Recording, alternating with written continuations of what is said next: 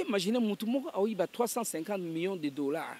Du moment où maman va tata bamba kola lanzara baza un pays va toucher 160. Attends, c'est combien? Combien ça? 160 000 francs. Un père de famille qui a 10 enfants, il touche 160 000 francs. Mais mon boka oyo ezangi kaka motema ya malamu, motema ya bonzambe ya solo, motema ya bolingo ya moninga, l'amour du prochain. Plus les méchants vont dominer, le peuple va continuer à gémir des années en années. Et c'est ça la vérité du Congo. Si vous pensez que Dieu va descendre pour vous donner votre pays, vous vous trompez. Bonjour, bienvenue sur notre chaîne Congo France Télévision et Zangaï Bino, journaliste Gloria Kenge. Bibi Kenazalaka, on a toujours na caméraman nanga ko tambola kolandela actualité nyonso le kakanambo kanabiso Congo. Na yango wana mukwa lelo nazana mwana mboka moko oyo bino boyebi ba misusu peut-être ba bosana ye, ba misusu peut-être baza toujours na une actualité. Na yambe bino mukwa lelo pasteur Christian. Pasteur Christian boyebaki bongo na kombo ya liboso ya kala oyo bobengami bona lopoto musicien profane. Na biso na lingala tolimboli bongo musicien ya mokili. Mais bozalaka kobenga ye na kombo ya Dakumuda.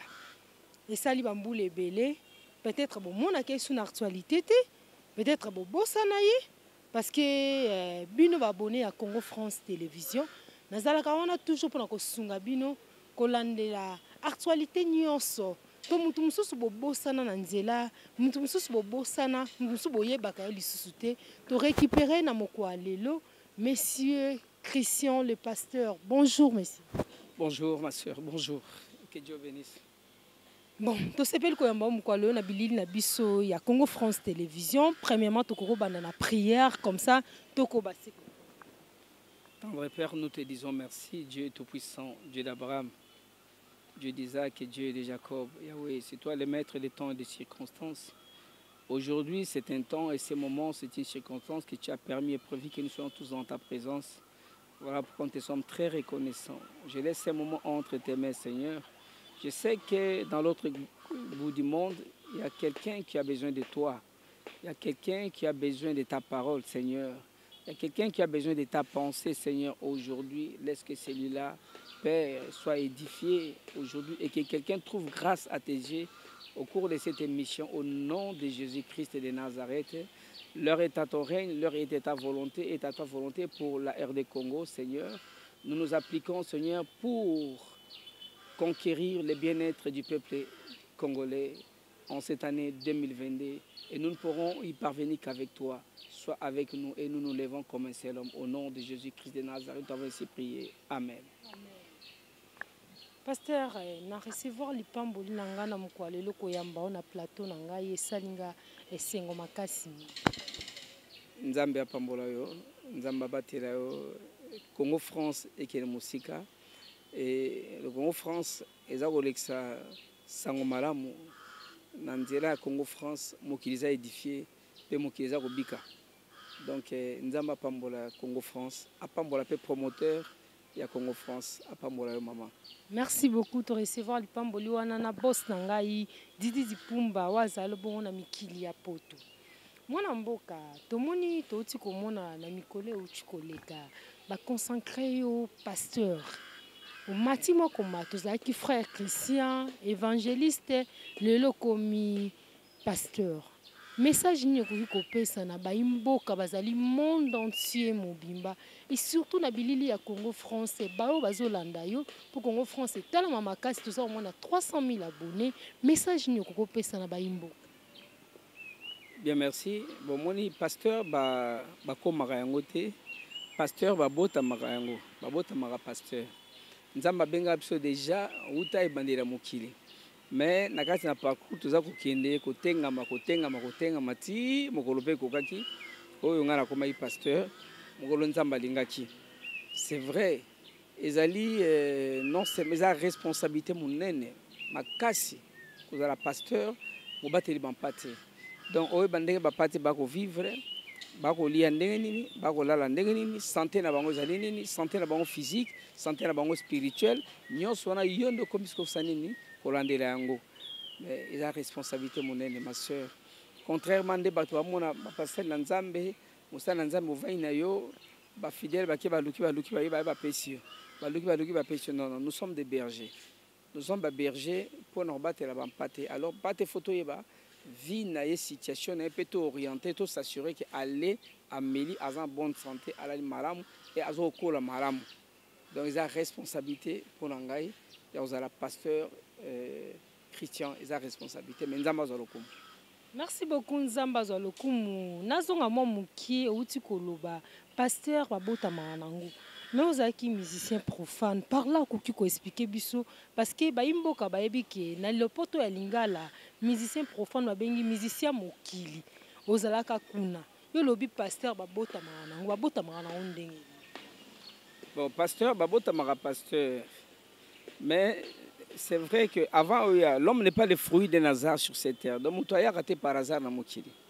L'homme n'est pas non plus le fruit d'un accident. Okay? Accident, ça non, non, non. Libosé Totoya, Nzamba Yebagite, moi, na moko comme on a Christian, à Robota date boye le 5 mars, na mboka ya Congo, na mboka tel, ne sikatel. Donc, Moutoya par hasard. Moi, na wana aza musali nangai. Na tindie le quoi la musali nangai. Mais quand le temps va arriver, de osala nini? Mais ça ne sera pas avant le temps, et ça sera après le temps. Mais tant ou tant donc malgré Nazaraki, Dakumuda, Newman, ceci, c'est là, non, ça là, Yebarake, Katinanga, Ozaki Katinanga, Honga. Ozaki Katinanga, il y a la réalité, la vérité. Réalité, bon, mon mais vérité, Zagin, mais réalité, c'est auto-vivre. Mais vérité, c'est que Nazaka Moussaï, Nanzambe, Motinda, Minanzambe, pour le peuple nakat na Congo, et le monde entier. Voilà. Ok, Tozoko, Basiko, Badamo, Namboka, Moussali, Ankolo, le pasteur Christian. Inspiration, Nino Zwaka, Kobongo, la Motema, Pelolo, Akomo Benga, yo pasteur. Parce que combattre à niveau, et lesquels bateau, et l'Obama trop, surtout dans les médias, na biso, batuba, l'Obama, mais sous badouta, katilelo. Inspiration wana eutaka yo wapi saka bonzambe ubolala kaka ola muki bebuna bongo nanga mutema no ezali moni soko vaina mutesika mongote ko ba makamu na ete parce que uvana ndoko nga nazana kono place mote bat bako juger na ndenge na bon mais muto avana kono nda yebio malamu donc nga bato ba faina ba yebi place nini na uta place nzamba zolanga même ba musicien nanga baby place nini na bandaka déjà na Nzambe malembe Nzamba bandaka na malembe. Vous savez dans 2009 quand on sala ba musique ya makasi zo cartonné j'avais déjà reçu le baptême du Saint-Esprit on dit maté en 2009 moi je parlais déjà en langue na matin na podium je parlais déjà en langue au parler en langue c'est recevoir l'esprit de Dieu en toi vous comprenez mais na bandaki na ko beta musique. Tu vois, si quand Nzamba la souveraineté, Nzamba qui n'a pas tout malembe. Donc on a biso, Nzamba ebe que soit na brutalement et simbati. A koka pete, na koka po Nzamba qui n'a nga malembe. Donc après, ne reçoit baptême d'eau en 2010. On a fait un générique ya wewa, ils ont cartonné. Mais ngana mai ba ke batanga na mai njili. Bon. Mais oui, nama anjili. Et puis maman Nzambe n'a pas eu que l'on sonité. Et là, ce que c'est moi ce qui n'a qu'à tenir un wana. N'a pas eu que l'on sonité malgré qu'il star n'a pas eu que sonité. N'a la kenda n'a pas eu batsanga, bazo boire bakrinanga, nama batel mitale belé bazo boire bakrinanga, animation nanga, banzemo nanga, bazo yemba, menga pasteur bazo batisanga na mai. Dans mon corps on a tant batinga na mai tant na bimi na be assez tout. Je suis parti. Naza sous ya bangote. Parce que vu plutôt ba vie on a zaki nango ya misala to bana ko sala na musala nga musique na za pena ubanga no bi o ba ke ba sanga na mai no tika na mai te tam so na ko tika la pena mai parce que na bana sala pe bilima mai est-ce que bilima mai on ba ko récupérer ngati ba bo mutu na biso to juer mais le corps na ki makolomi balé pa na Yesu mutoko ko bouger ngai azala kiti ya mona ke ba baptiser nga ya bosolo pe na bimi bosolo do soki ezaki ya bosolo te nakotika na mai na kei. Ebele toka batikala na mai. Mais le roi na bimaki, gloire soit rendue à Dieu. Donc ça va. Ok, merci mon amboka. Toujours koba siko koba. Tout le monde équipé na 2006 au postulat qui na élection en tant que député. Vous pensez ni pour na 2023 na élection ou postuler ou bien ou garder toujours bande na yo en tant que musala nzambe parce que depuis que basala nzambe pe mingi bakota na bango politique misu pe ba postulaka. Vous pensez ni pour na élection? Mais la politique, il ne faut pas réduire la politique à un niveau, il y a l'art de mentir. Hein? Il ne faut pas réduire à niveau l'art de mentir. Parce que le lot qui est en Poto, qui est en France, en Belgique, aux États-Unis. Pourquoi? Parce que politique, moi, vivre bien. C'est ça la politique. Mais en Afrique, politique est comme un mensonge. Vous comprenez? L'art, il y a ça. Il y a ça, on banga politique na Afrique comme na Congo parce que ça comme makamiyamabe ozope sanzambe lokumute ozope sape batu kimiate. Mais en réalité la politique par sa définition c'est l'art de gérer la cité. Ya moni ngana benga na bike biso génération na biso tozali ba to benga ba politicien to benga ba gestionnaire de l'état.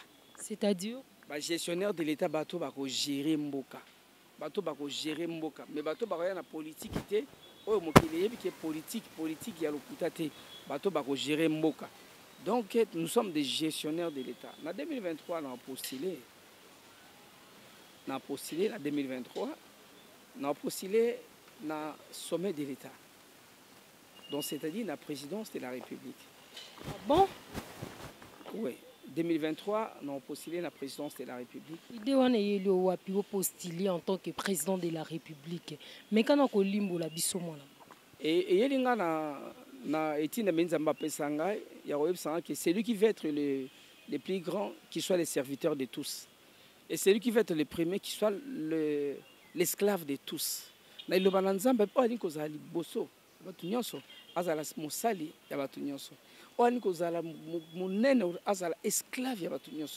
alors moi je me dis, la capacité, parce que c'est Dieu qui rend capable, la capacité on a je pense que je peux être aussi serviteur de mon peuple. Je peux servir mon peuple. Je peux être... Attends, quand c'est la présidente de la République, tout le monde est là en Afrique, ezali kozala grand prêtre kozala wana pouvoir non seulement kozala grand prêtre ezape susu kosala susu alliance peut-être na bisi kozala ki et puis moi na nzambe yoza musali ya nzambe oza pasteur nzambe atindi oteke obatela ba pate yo komi susu ko aider peuple ozo susu au postuler en tant que président de la République. La parole de Dieu déclare quand le juste règne le peuple est dans la joie. Quand les méchants dominent, le peuple gémit. Les justes ne vont pas régner dans l'église. Dans l'église, c'est Jésus-Christ qui règne. C'est Jésus qui est roi. Le régner, c'est dans la société. Vous régnez dans la société, plus les justes règnent, le peuple est dans la joie. On parle du peuple dans la joie. Dieu veut voir les justes gérer. Il veut voir les justes régner. Il veut voir les justes diriger. C'est ça le problème du Congo. Dieu veut voir les justes. Aujourd'hui, ce pays n'a pas de problème d'argent. Beaucoup ont un problème de ezangi mbongo te ezangi nkita te ezangi balua te mboka o ezangi balua te ezangi do mibeko te ezangi ba institution te mais mboka oyo ezangi kaka motema ya malamu motema ya bonzambe ya solo motema ya bolingo ya moninga l'amour du prochain mboka oyo ezangi ka yango poete est-ce que vous imaginez mutu moko aoyiba 350 millions de dollars. Du moment où maman batata bamba kola la nzala baza un pays bazo toucher 160 attends c'est combien combien ça 160 000 francs. Un père de famille qui a 10 enfants il touche 160 000 francs. Mais un individu à lui seul il prend 300 millions de dollars. C'est un méchant. C'est tout simplement parce qu'il est méchant, c'est tout. C'est pourquoi Dieu dit, quand les méchants dominent, le peuple gémit. De plus les méchants vont dominer, le peuple va continuer à gémir des années en années. Et c'est ça la vérité du Congo. Si vous pensez que Dieu va descendre pour vous donner votre pays, vous vous trompez. Dieu ne descendra pas. Dieu a tout donné à nous de prendre à bras le corps notre pays à nous. Parce que c'est notre héritage. La parole de Dieu dit que votre bénédiction dépend de la ville à laquelle Dieu vous a mené en captivité. Toi et moi, personne n'a choisi Robotama congolais. Nzambe nanga tobotama congolais ay atie biso na kati ya jardin na ye, les jardins de Dieu. Ça c'est les jardins de Dieu. Est-ce que vous avez même place tozali awa auto sala mission sotolon ka ngai masangu nguba nyusu eboti bosembo wana ozoloba soki lelo poko mokonzi ese okokisa makambo nyonso twana pozolobela biso ba bosembo mingi ozotia mpe bonzambe na kati epuis mosala oyo olingi ondima lisusu osadere lisusu en tant que candidat présidentiel na 2023 mwana mboka ata yo moko okozonga lisusu na monde wana te okolonga na bonzambe te parce que yo tie nzambe atie mosali ya nzambe mpo batela bampa te ekomi lisusu odirige lisusu omoni te ke sika ozalaki okozonga lisusu te mwana mboka. Non, mais attends, place Nazalaki, na bungaka nde. Sikonde na zongi. On comprend. Na bungaka nde na kendaka ko luka, na banzela epa na satana. Na ko luka succès, na ko luka. Or na bosani que c'est que dans moi là. C'est mon père qui me l'a donné, c'est Dieu. Oza katina, eza la don ngai. Nous avons même tapé ça. Ils ont intelligence dans un, nous avons même tapé ça. Ma capacité, nous avons même tapé ça. Mais na keko luka mo inipote apé ça gloire. Ils ont déviation. Après par la grâce de Dieu, a beninga zong singa nandako. Soit na keswa. Na kenda kande na zonga nandako. Ils ont ko na kei na ye non non na yete na zonga nandako. Ipa na tata nanga. Oya kilanga abotangai. Donc la présidence de la République, là le présidence de la République. On comprend. Ezali Mosali, il y a peuple. Vous savez que le président de la République est un serviteur du peuple. Il est un serviteur de la nation. Contrairement à tout le monde, le président de la République est un moutou, a commis une balique, c'est un soldat. Non, le président de la République est un moine, là, il y a peuple. Parce que c'est le peuple qui lui donne le mandat. Le peuple m'a appelé un mandat, ça l'est la bissou. Ça l'a pour la bissou. Mais c'est ça. C'est fort dans le temps qu'on parle de la légitimité. Et là, le peuple a dit à Péchabi Zala, salam, ça pour la bissou. Alors, c'est quoi? Comment est commis na oka batumsus na oka maoka?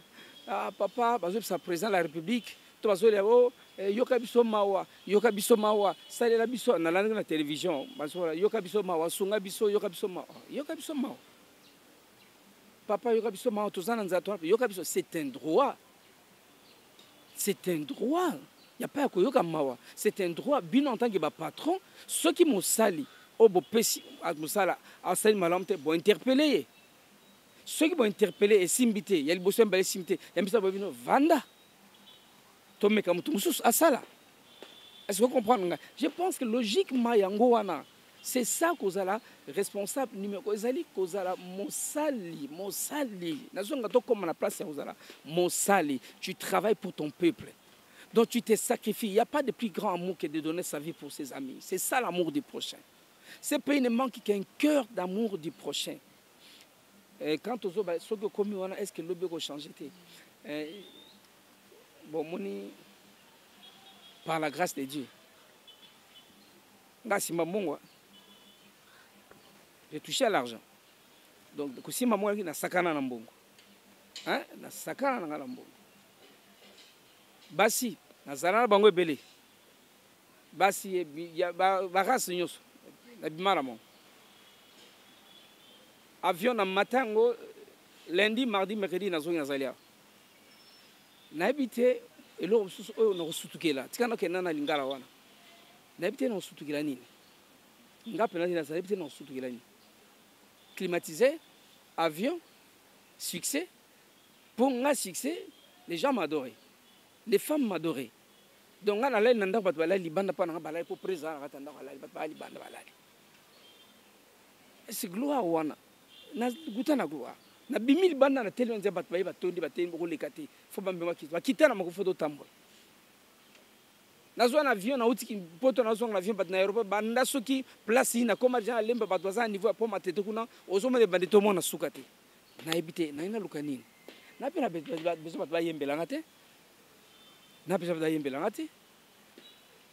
Na bezo batbaye yembela ngate. Na la bezo kaka que mboka oyo échanger parce que mboka oko changer nango esenga nango te mutu moko asala ba atanga na université ya Sorbonne atanga na ba asangisa Harvard atanga non ezo senga mutu azana bolingo ya peuple oyo mutu ako se sacrifier bino ba français bolobi boye bino ba américain bolobi boye nga peuple nanga tolobi boye bino bolobi boye bolobi mais biso tolobi boye to solo rat to solo là mais en même temps on a la légitimité on a un peuple momanasimana on a fort un américain ko konza ote français ko konza ote nana ko konza ote ba konza ote parce que peuple a peu sa force ya ko sakanate likamno so bayelo o balrobi le peuple a dit ceci mon peuple a dit ceci ba comprendre ba loba bon ça le contraire tout monde a lelo ah oui salama mokoni le peuple a dit ceci avant bakota na musala yango bazaki déjà ko préparer ko pesa peuple congolais confiance bozela la biso koma ba kondi to ko bongisa mboka chômage ezala lisusu te mais lelo to vivre le contraire donc yo ndingo zo assurer biso c'est lelo comme président de la République changement kozala so na komi mosali ya bana Congo changement ekozala na beta on peut s'en des antennes 6 mois, pile poil. Je te dis, 6 mois les indicateurs au vert. 6 mois les indicateurs au vert. Et 12e mois, les sourires reviennent. 12e mois, les sourires reviennent. Je ne suis pas en train de philosopher. Je ne suis pas en train de rêver ma camo. Non, c'est la fiction. Maman, n'a pas ce exemple na zongi. Moutaïbi 300 millions de dollars. Na kamina ngawana. Comment? Aujourd'hui, 300 millions de dollars, yo mutumoko. Ils appellent mutumoko te. N'a 300 millions de dollars. C'est là. Toi, on a un problème social dans Mboka. On a 300 millions de dollars. N'a bien somba 20 bateaux de pêche. Bateaux de pêche, moi, ils ont 1 million 800 000 dollars. Moi, de pêche, ils ont 1 million 800 000 dollars. Na luka qui n'a pas pris non. Il y a 6 cas professionnels. 1 million 800 000 dollars. Je suis bateau. Mais est-ce que bateau, on a de pêche 1 million 800 000 dollars. Je suis à 25 à 36 millions de dollars. Parce que Mouton a eu 350 millions. Mais toi, on a 36 millions de dollars, tu as aussi fait un bateau de pêche. Bah, avion, on a besoin d'un avion, cacao, avion. Avion, ça coûte combien? Avion, ça coûte combien? On a payé 10 millions. Avion qui toque 10 millions. Avec 100 millions, donc on a 10 avions, pas 9 na kati ya mboka. Bonakena ba yena somani ba bateau yo bima biloko uta na ba place ba na production. Ba centre de production ya banani nani ya bilei. Écoutez combien. Nabito soma ba majiri sa sika ba camion majiri sa sika ata 50 ata 100 têtes. Pour que les on a un centre de production vers les centres de consommation. Écoutez combien. Bon, chaque province aux alliés à vocation agricole, par exemple 30 millions de dollars, 30 millions de dollars, 30 millions, 30 millions, 3 millions. Déjà, tu as 8 provinces aux agricoles. Et ça a combien? Tu as 30 millions de dollars. Et ça a combien? Donc, on a recommandé 500 millions de dollars et changer Mbalamoko. Et qu'on change Mbalamoko. Il y a un épisode, Ezali Kambouya 1. Merci Seigneur. Ezali Kambouya 1. Volonté. Moté Mamalamu. N'a qu'à la force spirituellement. Ces pays, pour nous gérer, il faut spirituellement parler de la force. Voilà pourquoi il faut un sacrificateur. La pessimino secret. Vous ne voyez pas pourquoi. Parce qu'il faut un sacrificateur. Quand je dis un sacrificateur, je dis mbeka. Wa tumba mbeka. Wa solana nzambe pour makambo oboye. Oyo mboka oyo etonisa mina bo satana egotel maliboso na honte. Au monde où les gauche ou les droite étaient on s'arrête ainsi dit l'Éternel. Jamais parce que mboka oyo ko gérer ango na kati occultisme na magie. Vous comprenez? Nabo satana e kosimba parce que dans ces pays, seul Jésus-Christ doit tirer gloire. Dieu ne va pas donner gloire aux occultistes dans ces pays. Et si, sinon, l'évangile est koufa, les chrétiens, kuna solution ezali. Donc, nous avons sa solution. Dans ces pays, c'est les sacrificateurs, au-dessus à la tête, que les serviteurs de Dieu, qui sera là pour servir l'Éternel, qui sera pour servir son peuple, qui sera là pour récupérer, pour peser. Maman, so moni. On comprend que moni Satan, Lucifer, azali patron, il y a ba réseau nyonso wana occultisme.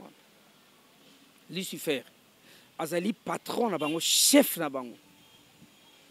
Azali mokonzi ba réseau soko franc-maçon, Illuminati, Nignoyo, tout ça. Ça c'est le Congo. Le Congo c'est un pays au destiné prophétique. Ce n'est pas la France. Le Congo n'est pas la France. Pour nous demander à la nanga le retour en France Congo baté. Bon en France ça va y bazate, na France baza mais aux France té. Mboka o etongami base nango soki nango eza franc-maçon té. Aux Congo. Le pays de Jésus-Christ. Voilà pourquoi nous sommes au moins à 87-90% chrétiens dans ce pays. Légitimement parlant. Même si la Constitution déclare le pays comme étant Mboka Moko laïque, je vais vous dire que socialement parlant, tous nous sommes chrétiens. Donc c'est ça la légitimité qui prend le dessus de la légalité.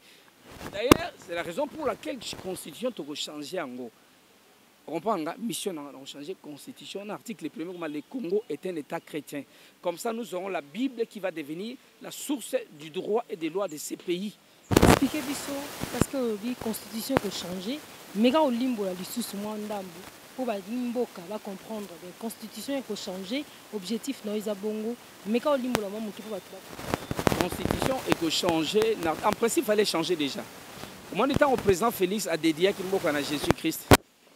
Tant qu'on a dédié à Jésus-Christ, ce soit le roi du Congo, le maître du Congo, déjà là, il fallait qu'elle, parce qu'il est en tant que garant de la nation, donc il fallait la constitution et suivre. Le Congo est un État chrétien. Parce que le Congo est un État laïque. Le Congo est un État c'est normal. Moi, je suis un Congo, je suis un constitution. Or, tant que nous sommes un État chrétien, nous aurons la Bible. Ma homosexualité aux ala beaucoup. Oh, basi na basi bango bala mbale bala. Ego yati. Na ko buje bango proposer ngo. Na se bango proposer ngo. So do sali ke bate ewe côté vande. Botali pe be côté bate bango bala mi bale mbale. Quelle abomination na mboko Congo, mboko Jésus et simbati. Et ko simbata mukiti. Voilà pourquoi la Constitution devrait être révisée dans l'article 1er. Comme étant le Congo est un État chrétien et non laïque. C'est alors la vie va prendre place. Église, comme le centre Babola. Ce n'est pas la volonté de Dieu. Église comme le centre Babola. Bola n'était pas pasteur, moi comme bozomo na wana, oh bazo sala ba venture na banino. Mingi bazana ba wana nzambe susute. Bazaba gens envoyés par le diable. Ils sont dans l'occultisme et ils font ça pour ternir l'image de l'église. Ce sont des envoyés. Bakosala makamo aussi ça dans l'église, malamo binomité me gobe ba église en peut le côté, église on peut ba ça n'importe quoi. Ils ne sont plus avec Dieu. Donc nena za bona nzambe pona poser acte moko na biteka na parfait. Mais nako banga ko sakanate, pe nako mitungisa ko sakanate, pe nako éviter la sala yango. OK, moi. La chemise, na cinglet, na ceinture, na caleçon. Donc faut tu fais interpeller, qu'est-ce que tu fais? Qu'est-ce que tu es en train de faire? Na reçu ta quelque part na cinglet na souka.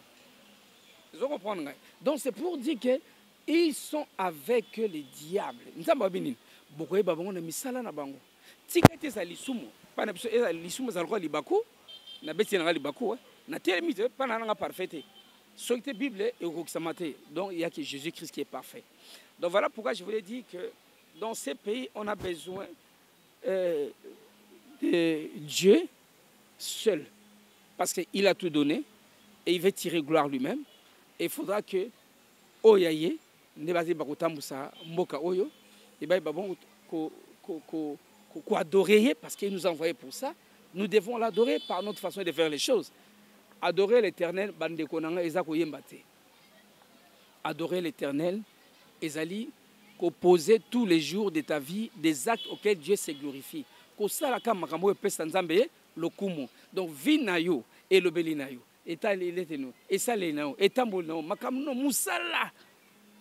Ezo sala pour pesa nzambe lokumu. L'adoration est celle qui m'a batu bakota kara na bolamu et batikama mabe.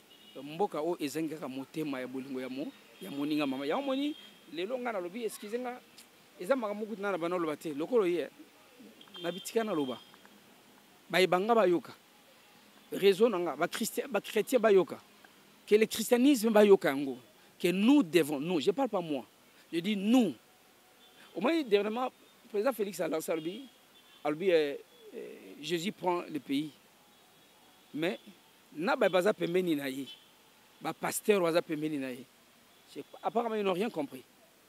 Ils n'ont rien compris que le message était que chrétiens, prenez à bras le corps votre pays. Aucune organisation n'a été faite à ces propos. Tout le monde est une organisation, Christ, tout le monde est une organisation chrétienne, de sentir vraiment que le pays est comme une république d'adoration. Non, tout le monde est honté. Est-ce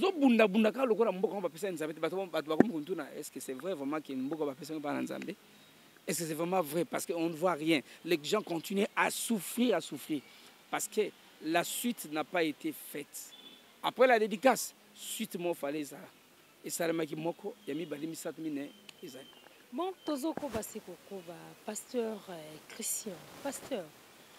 Tongi koyeba yona grand frère na yo malgré que yokota ndebaloba kolongwa na mokili.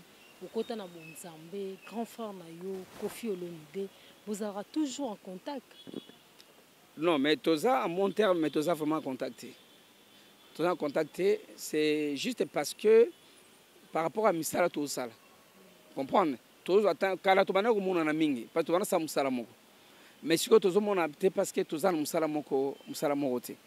Et ça que Toza attend au mona te mais on n'a pas la relation mabeti. Relation za mabeti en tout cas franchement.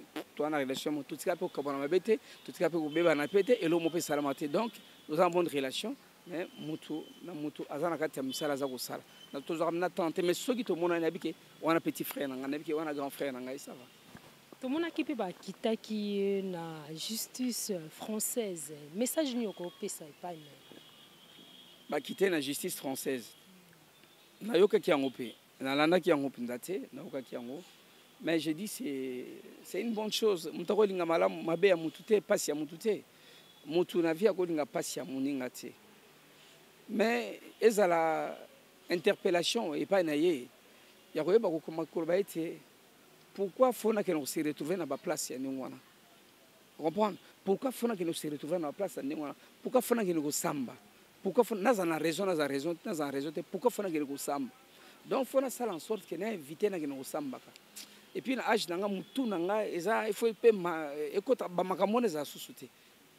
De l'eau ya comme le belé non je suis grand je suis vite la balek na pasteur Christian badakumu ba petit frère nanga ce qu'on a na yana bango donc il faut quand même nazala yaya ba yoka ngate na likambo te ba mona ngaka ya Antoine voilà donc c'est ça honneur quoi ayoba ki nazala balek lokola ba pasteur Christian badakumu c'est un honneur pour lui alors il peut faire ça à son honneur à cet honneur na makamnu sa osala ay bakim nana baleki belé o ba mona ba talanga do mabe pe pananga eza soni pana bango do tika ete na tambula ndenge esengeli bon tozo ko basiko ko ba mona mboka to moni liwa ya moko na biso musicien ya imboka wa cartona ki pe mingi na époque na ye defa ou asili kokufa. Bon souvenir ni yozanango, y pas à vie na yo, aza père na yo, souvenir ni ya malamu zanango, malgré que comme on pasteur mais ba souvenir à malamu ezalaka toujours par là koki kolobani. Ce que batumi bakanza lokona comme pasteur, na comme ennemi ya ba musicien. Ennemi so bazala. Non. Au contraire, il faut na comme sous plus ami na bango. Ami dans le sens c'est un frère là bango parce que tous ça ba frère. Malamu nga na zanango nga na yebi, tikete mo pe ba bénéficier nango.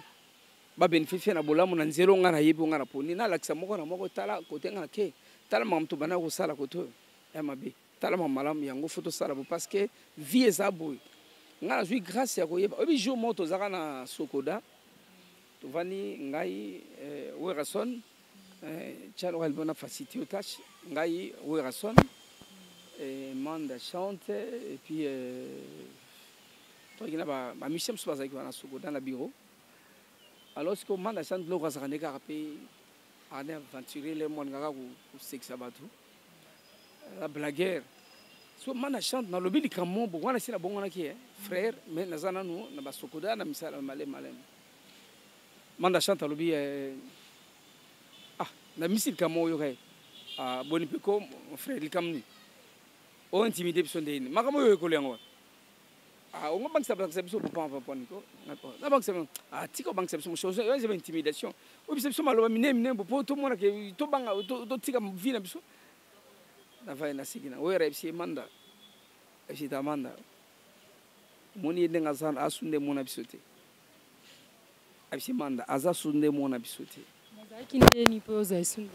non na sunde mona bangote yo kana continue a sunde mona bisote moni ye tant obiso to sa pona yo ko bungisa banze mona ba dance ye akoma uvanda po abuye ko maloba na nzambe ndenge akuganye ba ambe na nzambe ndenge akubungisa liboto na nzambe donc biso na to asu ndenge mokuti asia comme na musala mo boye o biso to kokate mais ya ko musala na biso parce que za artiste to musala na biso ya ko facilement mais biso o yazo sala eza peut-être Manda à ceux qui wana si lelo c'est un message on comprend ngai na comprendre seulement c'est na kati ya mutwana na biteke Manda za pasteur un jour Manda comme pasteur il est dans le braneur za pasteur bien sûr Manda za pasteur Manda chante za pasteur Werason ça c'est un apôtre de Dieu il va un apôtre de Dieu il va venir faire de toutes les nations les disciples de Jésus-Christ. Il va le faire au nom de Jésus. Moi, je prie toujours Dieu. Akoku fate face à la sangomalam. Akoku fate à sangomalam. Et bien, Nzambe appelle ça succès wana na musala Nzambe. Nzambe appelle ça succès makasi koleka ozali na wana mukili. Et na musala Nzambe le kumezonge pana Yesu. Souvenir ya malamu niyo za na defao. Wazali mkubwa na oui des fois c'est mon vieux azaya na ngai bon souvenir malamu ezaka po linga nga mingi ye pa linga mingi na baroki na ngiringiri pa na ye tant vana wana batunga na dépôt na na vandi wana to sololi abana conseiller trop kaka trop pa imba ba conseiller nga pe mingi a conseiller nga mingi comme fana sala pour nous en mongo sur sa musique faut na gagner comment faire pour gagner et côté de Kinshasa même ba tourner na sala na ba Congo na Congo central ezaka idée na ye Alexandre moni mini bis mo oche likolo na oche nani likolo nani ba on nani bagage likolo au jeu instrument no likolo ba musicien na kati donc ok obeta un instrument ba musicien nous tout donc on a besoin comme tout ça luka mini bis solo ka voiture wana ya o luxe ba luka na te yusuma mini bis yes likolo cha porte bagage ba bagage na bino ba musicien na ba instrument likolo bokena mboka bo beti bokena mboka est-ce que vous mona ba idée mutu ya on peut na salaka donc c'est vraiment un vieux paix à son âme parce que nous mourrons toujours un jour hein. Ouais, je l'ai dit toujours, voilà pourquoi j'ai dit, il y a des choses qui te rencontrent dans ta vie, soit c'est la mort qui arrive avant, ou encore c'est l'enlèvement qui va arriver. Malheureusement, les deux choses ne préviennent jamais. Où passeras-tu ton éternité? Où passeras-tu ton éternité? Millionnaire, milliardaire, général, président de la République, où passeras-tu ton éternité? Il y a une vie éternelle après cette vie. Une vie éternelle. Les gens pensent que la vie éternelle, c'est seulement au paradis. Non. Il y a une vie éternelle aussi en enfer, dans la souffrance éternelle. Ou encore, c'est au paradis, dans la joie éternelle. Toi, je te pose la question, où passeras-tu ton éternité? Parce que demain se prépare aujourd'hui. À toi de faire les choix. Et on dit, je mets devant toi la vie et la mort, mais je te conseille. La vie, les biens et les mal, mais je te conseille. Les biens, Dieu, il nous laisse le libre arbitre, donc, où passeras-tu ton éternité? Bon, papa Dakmuda, Tozoko Baseko Koba, tout le monde peut en gambouiller, pasteur, etamboleli ya basali ya nzambe mafinga ekomi na kati bamisusu bapesi ye kombo tipo na paster oyo oyebi mokubwa na yo Denis Lesi babuzoba tout le temps ezobima na kombo na ye message nini okokopesa epa na ye en tant que mosala nzambe tout le temps na internet kombo na ye ezotangama na ndenge mabe problème ebimi boye kombo na ye eloko boye ebimi boye kombo na ye mosala nzambe oyo toyebaki anda otondisa bastade oyo osala babikamwa mingi mais lelo ekomi eloko mosusu message nini okopesa en tant que mosala nzambe message na opesa na Denis Lesi na koloba na ye nanu wa so na lobi na Denis na bengi na bi wa do na bengi wa o ezangam na koloba na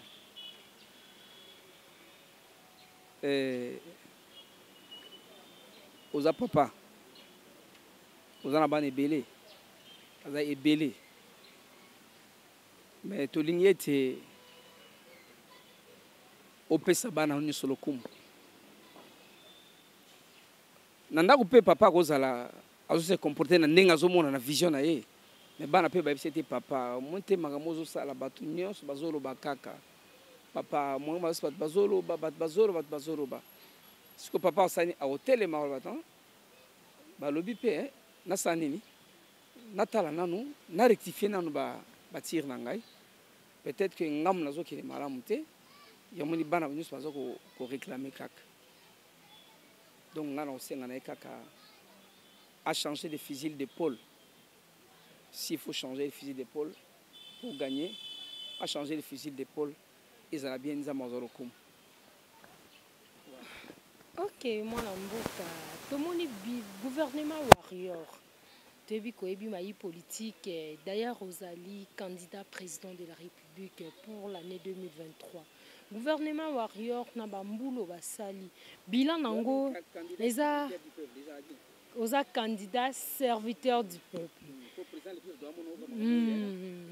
de la République non candidat serviteur de la nation serviteur de la nation serviteur du peuple de la nation candidat serviteur de la nation gouvernement warrior na temps esali bilan nango eza positif ou bien négatif okoki kolimbola biso totelema mpona vandi vraiment bien te totelema mpo tokomokisi te na biso bilan ya gouvernement warrior eza positif ou bien négatif bon en réalité bilan nakosala yango sikoyo te parce qu'ils ont encore une année et demie presque 2 ans liboso na bango donc nakobana jamais kosala bilan parce que moni mutu mpe na dernière minute akosurprise akochanger akosurprendre plutôt akochanger moto akoza mpe na course emandeli course azalaki malembe mais na suka nango mpe abeti makasi mpe agagné na ligne d'arrivée akomi avant bato nyonso voilà pourquoi moi je donne encore la chance je sais que ici tout n'est pas encore bien fait il y a encore beaucoup de problèmes makambo ebele ya kobongisa ezali ebele alors quand je dis d'abord parlons du social du peuple jusque là le social il n'y a pas encore amélioré jusque là rien ne marche ça ne marche pas encore. Mais je ne dis pas que ekosuka kandengwana. Je ne dis pas que baosuka kandengwana bakoka pete non. Moi je donne la chance et j'accompagne, je travaille aussi à ma façon pour qu'il n'a participé pe na réussite ya gouvernement à ma façon. Évidemment, c'est ça l'amour du prochain. L'amour ne voit pas que son intérêt. Matthieu 1 Corinthiens 13. Vous voyez, l'amour ne voit pas que son intérêt. L'amour rend service. Si vraiment je suis l'incarnation de l'amour du prochain, je pense qu'il faut rendre service. Mais cela n'empêche à ce qu'au rendre service, Félix P a gagné, a sali succès, na souka nango pe yope au postulé pe examité. Il faut nazala ennemi na yepongara postulé. Non, je peux toujours accompagner yé na o sengeli ko sala na place sengeli ko elo sengeli ko sala, mais na souka nango, je me dis bon mon frère passe les relais parce que moi je pense aussi que j'ai des idées, j'ai de bonnes idées. Et aussi, à l'aide de Dieu, je crois faire encore mieux que ce que tu as fait. Tu vois un peu ça? Donc c'est ça la logique. Moi, je reste dans cette logique-là. Et en plus, c'est Azamou na poto, ayebi, na poto, puis surtout na solo là bien. Attends, na poto, ayebi qu'il faut solo la kaka. Nous allons prendre, il faut solo. La nakata solo les que ayebi n'enge le kana poto. Le lo o azaki président. Lobi wana komi président. Le wana kuna komi président. Le bon donc Moutounion a libre, c'est un droit légitime. Il y a Moutou, il y a postuler la présidence. Après moi, c'est lui qui viendra après moi. C'est lui qui viendra après moi. Donc moi j'ai et ça là bien. Il y a comprendre que Moutazan et si on comprendre que après moi, Moutou Moussous Forsani à Rolanda, à côté de Simonangai. Vous comprenez? Donc c'est normal. Les kaki Joseph Kabila a Tikaki place, gloire à Dieu, et Félix Tshisekedi l'Obipé a Rotika place, gloire à Dieu. Voyez, pasteur Christian P. l'Obipé a Rotika place, et puis ainsi de suite. Moi, quand on a pu sur Égypte, on a vraie place dans la démocratie. Bon, parlons de la jeunesse congolaise, précisément à Kinshasa, côté la jeune congolais.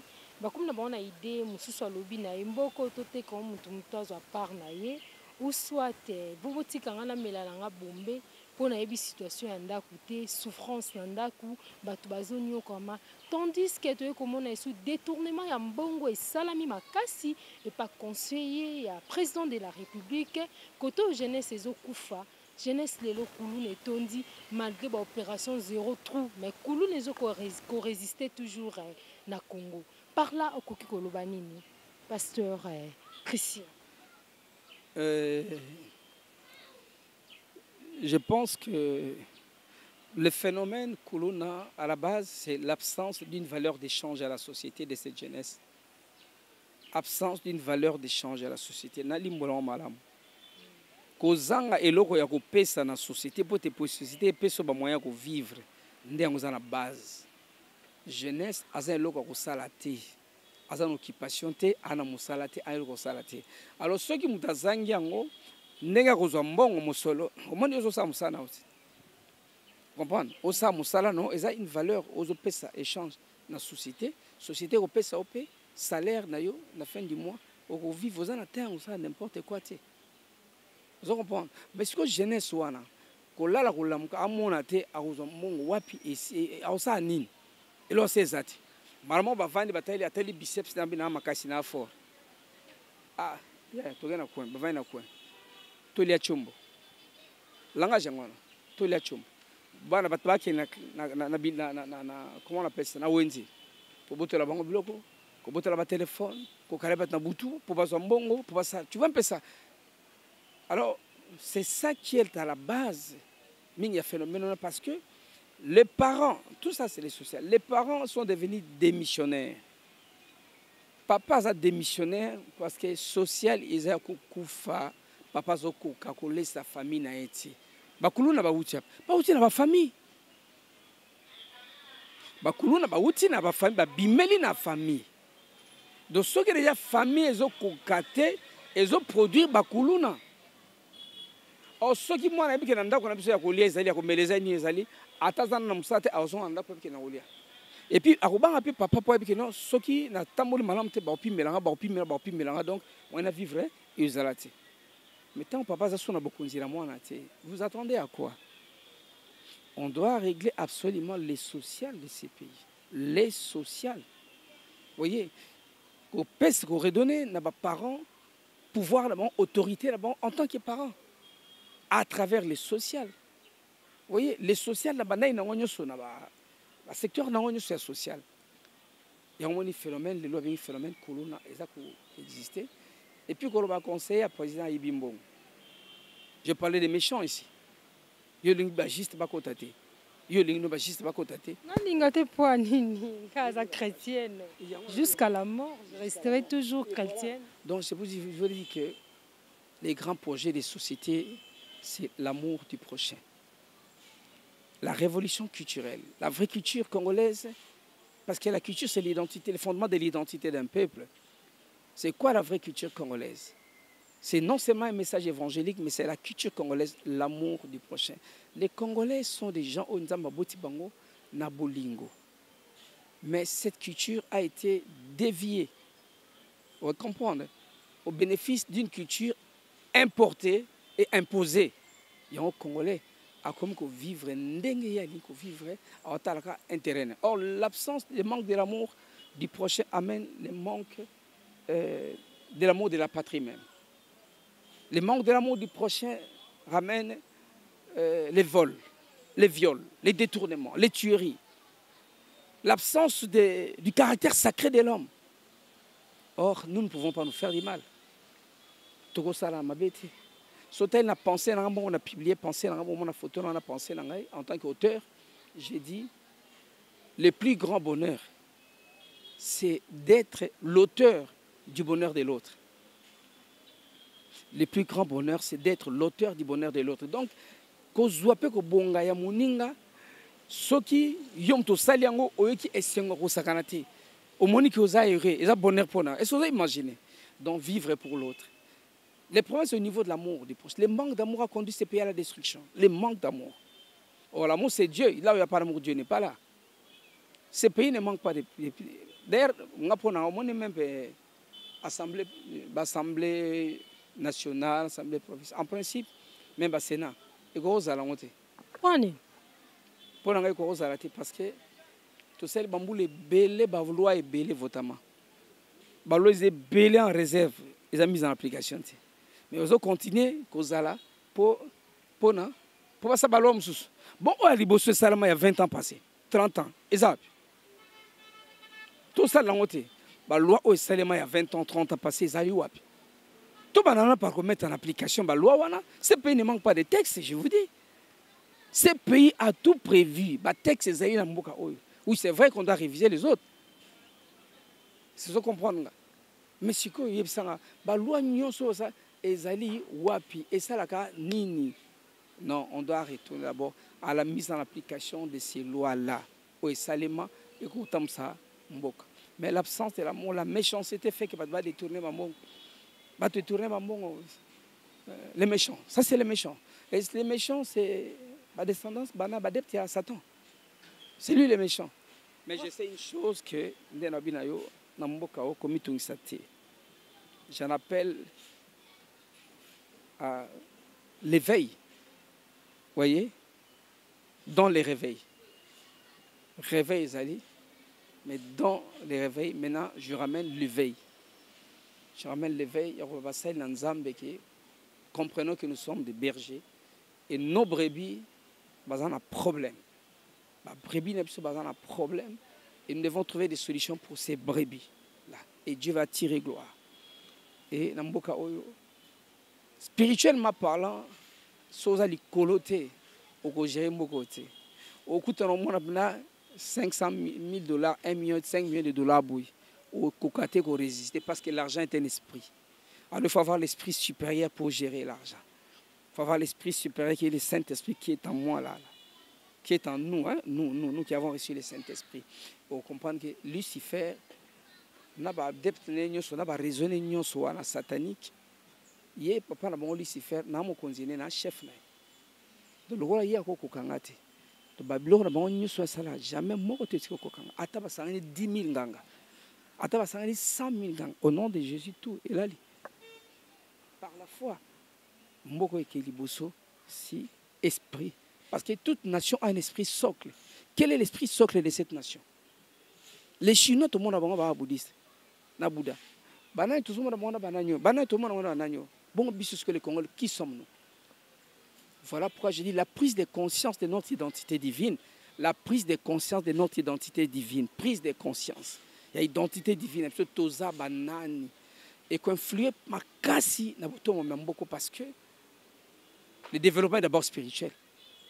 Et puis, c'est l'argent, le physique et le matériel. Donc, faites-moi confiance. Faites-moi confiance. Aidez-moi. Priez pour moi. Et je pense que ma force, c'est vous. Ce n'est pas que otala passer Christian Skakoka. Kotala ngamte. Batu nyonso bakamba mboka bamboka nyonso ba utana banda kuna batata na bango. Ndako ba mama na bango, bazapela ba frère na bango. Donne pengal ba pesa bango, ba tie bango. Ndenge pengal lelo na uti pa tata na biso, na mama na biso, na ba frère nanga. Nde yo pe ozaola nanga, ozingo bi bon, frère, mekana na tayo totala. Ok, papa, pasteur Christian, liloba souka no izanini parce que tu comme na souka, zoata 1 minute lo liloba souka pour te clôturer émission. Année 2022-2023, année de la conquête. Année de la conquête du bien-être du peuple congolais. Et pour conquérir, il faut se lever. pour conquérir, on doit s'élever, on doit conquérir le bien-être du peuple congolais. En commençant par Mabélé, nous devons conquérir le bien-être de ces peuples en 2023. Voilà pourquoi j'en appelle à ces grands réseaux qui est le christianisme. Ce n'est pas pour rien que Dieu a voulu que nous soyons dans ces pays, majoritairement parlant, et nous devons nous lever. Si nous avions raté l'autre fois, mais cette fois-ci, on ne rate pas. Jamais. À la seconde près, on ne rate pas. Que l'Éternel nous bénisse. Que Dieu soit avec nous. Que Dieu nous accompagne. Par la foi, tout est possible. Car c'est notre Dieu. C'est lui le Dieu capable. C'est lui qui nous rend capables. Moi, je crois en ce Dieu-là. Le Dieu de mon alliance. Le Dieu qui m'a appelé. Le Dieu qui m'a envoyé un jour au stade des martyrs aller renverser l'autel que Mobutu avait érigé le 1er juin 1966 lors de la pendaison de Kimba, Emmanuel Kimba, Mahamba, Bamba et Anani. Oui, Dieu m'a appelé, il m'a envoyé, je l'ai fait, sans tambour ni trompette. L'autel a été renversé. Aujourd'hui, les rochers ont pris place dans ces Congos. Et Dieu, il a tout donné. Nous devons nous lever et Dieu va nous accompagner. Si nous n'amenons pas Dieu là où nous voulons aller, Dieu ne viendra même pas avec nous. Donc nous devons l'amener là où nous voulons aller. Que Dieu vous bénisse. Ok, pasteur, parce que tous les ébélés, tant ils ont qui est na koyamba li susu mbalasima na bilili ya Congo France télévision. Merci na balandinyo soza ki liboso ya Congo France. Pona ko suka po banda po somba sandwich ya bien ya kitoko ya propre ya kimia o peso typhoïde te. Il faut que soma pa maman Elodie Kimbukusu na ebite so na tangi prénom wana bien te mama Domine mama Dorine Kimbukusu asalaka ba sandwich ya bien aza pe musika te juste ka na station ya na station intendance station Kobil plutôt derrière wana ba sandwich ya bien te kamaka et suki te mbalasima to ko yambaye en pratique ko lakisa biso lenge te kamaka na ba prix tout consort. Merci beaucoup na balandinyo surtout to clôturer na prière parce que to bandaki na prière. Yahweh, nous te disons merci. Tu as commencé avec nous, Alpha, tu as marché avec nous, Emmanuel. Nous voici à la fin avec toi, Oméga. Tu es le début et tu es la fin. Comme aussi tu es le début de cette année, tu es Emmanuel de cette année 2022, tu es la fin, Seigneur. Nous te rendons grâce. Merci parce que, Seigneur, ce n'est ni par notre force, mais à l'aide du Saint-Esprit, Seigneur, nous y parviendrons. Et laisse que seule ta gloire, Seigneur, l'heure et ta Matthieu 6 disent que ton règne arrive et que ta volonté soit faite dans ces Congos comme au ciel. Au nom de Jésus de Nazareth, Yahweh, je laisse ma soeur et mon frère qui sont venus faire l'émission ainsi que Congo France entre tes mains, Yahweh. Garde-les sous ta puissante main. Protège-les, sois avec eux, Seigneur Dieu Tout-Puissant. Nous te disons merci. Merci pour, Seigneur, l'épanouissement de ces Congos. Merci pour la conquête, Seigneur, du bien-être de ce peuple. Parce que les ténèbres ne régnera pas toujours, chaque chose a son temps. Et quand le temps arrive, personne n'arrête le temps. Le temps, c'est toi, Dieu. Oui, le temps est arrivé, Seigneur. C'est toi, Dieu, qui prend contrôle, qui gère cette nation. Voilà pourquoi, Seigneur, je te donne cette nation. Je te les rends cette nation. Une nation chrétienne, le Congo, le pays de Jésus-Christ de Nazareth. Seigneur, je te les rends en tant que sacrificateur de l'Éternel pour ces grands Congo. Yahweh, je dis tout va bien. Tout va bien et tout se fait dans les temps. Et je rends inopérant dans ces Congos. Du nord au sud, de l'est à l'ouest et au centre, tout esprit négatif à ta Seigneurie, Seigneur Jésus-Christ. Que la gloire te revienne. Au nom de Jésus-Christ, nous avons ainsi prié. Amen. Amen. Congo France.